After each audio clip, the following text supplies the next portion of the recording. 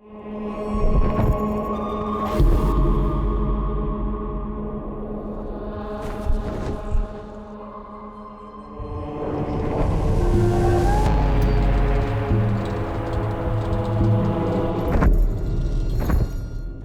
Inferno, there's just nowhere to just hang out. You know, I'm just gonna go to the jacuzzi area.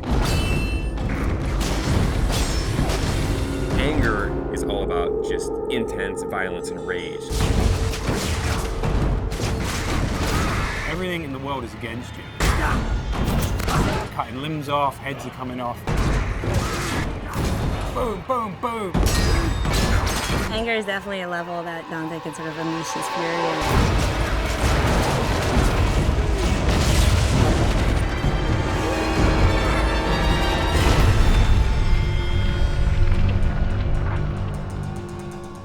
Second-to-second gameplay experience is really where Dante's Inferno pays off. We have a combination of a multiple set of weapons. We've got Death's Scythe, which is your big, powerful melee weapon. We've got the Holy Cross that shoots holy magic, and it's a range attack, it's a stun attack. You can do a lot of things with that. In addition to that, we have magic. You'll have magic powers that are on the righteous side and the unholy side. If you're in trouble and you want to like get out of the way or jump in the air or roll over there, whip out the scythe, blast with the cross, all those things just kind of lead into each other. And you don't kind of have to stop, start up something else. The main thing is you have a big ass scythe in your hand. We had like a sword at first. It just wasn't feeling right. It just felt small and puny. The scythe's the thing here. That's almost the other character in there. The scythe that Dante uses is actually Death's Scythe. It's dark, it's evil, it's punishing, it's sharp.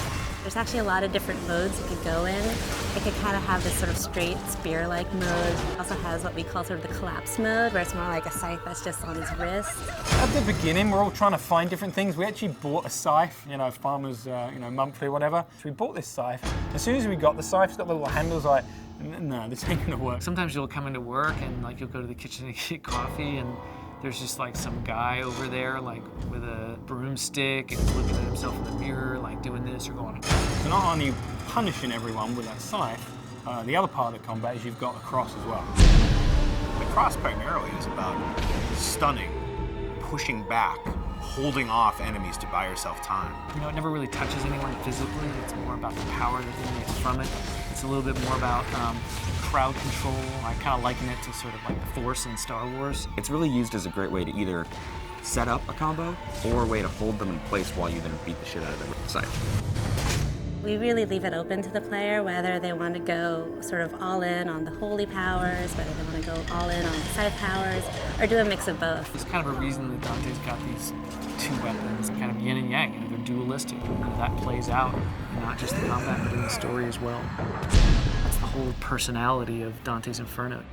The most important thing to us was making sure that the combat felt awesome. One of the big things that we wanted to do in Dante's Inferno was really have the game run at 60 frames per second. 60 feels free, it feels fluid. 30 feels like you're drunk. I mean, we did some tests, you know, where we took 30 and we took 60. You can totally tell the difference. As soon as you go to 60, you just see the flow, you see the trails, the scythes leaving behind, just the smoothness.